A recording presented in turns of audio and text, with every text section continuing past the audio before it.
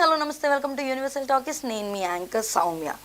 So theatrical rights అనేవి కూడా completely ఇంతవరకు కూడా ఎప్పుడు సినిమా అందులో ప్రజెంట్ చేయాలన్నా మెయిన్లీ మల్టీప్లెక్స్లో సింగిల్ స్క్రీన్స్లో రెంట్ వైజ్గా అంటే ఏ సినిమా వచ్చినా కూడా దానికి ఇన్ని రోజులు కానీ రెంట్ కట్టి అది థియేటర్లో ఉన్నంత వరకు మనకైతే ప్రదర్శన జరిగేది. సో సింగిల్ స్క్రీన్స్కున్న డిమాండ్ అన్నది ప్రత్యేకంగా హైదరాబాద్ వారికి మెయిన్లీ చెప్పక్కర్లేదు. మల్టీప్లెక్స్ సింగిల్ స్క్రీన్స్లో మాస్ ఫ్యాన్స్ ఉండే రియాక్షన్ కానీ కొత్త సినిమాల టైంలో అక్కడ ఉండే హడావిడి కానీ ఓ రేంజ్లో ఉంటుంది.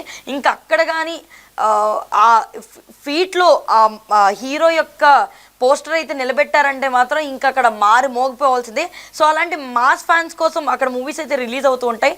సో అలాంటి పీక్లో ఉండే సింగిల్ థియేటర్స్ ఇప్పుడు బాధపడుతున్న విధానంలో ఒక లైక్ వాళ్ళకు వచ్చే ఇన్కమ్ అనేది సరిపోక థియేటర్లు నడపలేక ఇబ్బంది పడుతున్న పాయింట్లో ఉన్నాయని మనకైతే తెలుస్తుంది. సో దీనికి సంబంధించి కంప్లీట్గా 23 సింగిల్ స్క్రీన్ థియేటర్స్ ఒక డెసిషన్కి అయితే వచ్చాయి.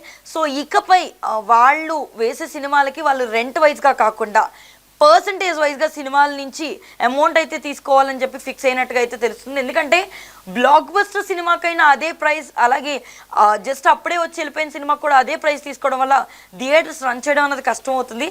సో సింగిల్ స్క్రీన్స్కి రన్ చేయడం అంటే అది మామూలు విషయం కాదు. ఎందుకంటే ఆ హీరోపై ప్రేమ ఎక్కువైనా కూడా ముందు ఆ స్క్రీన్ పైన పడతారు. సో అలాంటి మెయింటెనెన్స్ని థియేటర్ యాజమాన్యం ఖచ్చితంగా మెయింటైన్ చేయాలంటే వాళ్ళకి వచ్చే ఇన్కమ్ కూడా ఎంతో కొంత పెరగాలి. ఎందుకంటే సినిమా యొక్క టికెట్లు సినిమా బట్టి రేట్లు పెంచడం, బెనిఫిట్ షోలు, ప్రీమియర్స్ అయిన రేట్లు పెంచుకుంటూ వెళ్ళిపోతున్న ఈ సమయంలో వాళ్ళకు వచ్చి ఇన్కమ్ కూడా పెంచాలన్న ఉద్దేశంతో ఈ డెసిషన్ అయితే తీసుకున్నారు.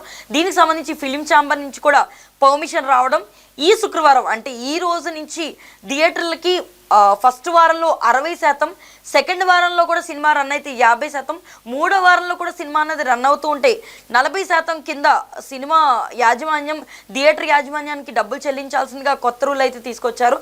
సో దీన్ని బట్టి ఇకపై ఏమన్నా మల్టీప్లెక్స్లో సింగిల్ స్క్రీన్స్లో వేసే సినిమాల్లో మార్పులు ఏమైనా ఉంటాయా, లేదా వాటిపై ప్రభావం చూపించే పొజిషన్ ఏమైనా ఉందా, ఇది ఎంతవరకు కొనసాగుతుంది, దీనికి సినిమాల యొక్క ఎవరైతే ప్రొడ్యూసర్స్ ఉన్నారో డిస్ట్రిబ్యూటర్స్ ఉన్నారో యాక్సెప్ట్ చేస్తారా ఏంటి అన్నది తెలియాలంటే ముందు వేచి చూడాల్సిందే.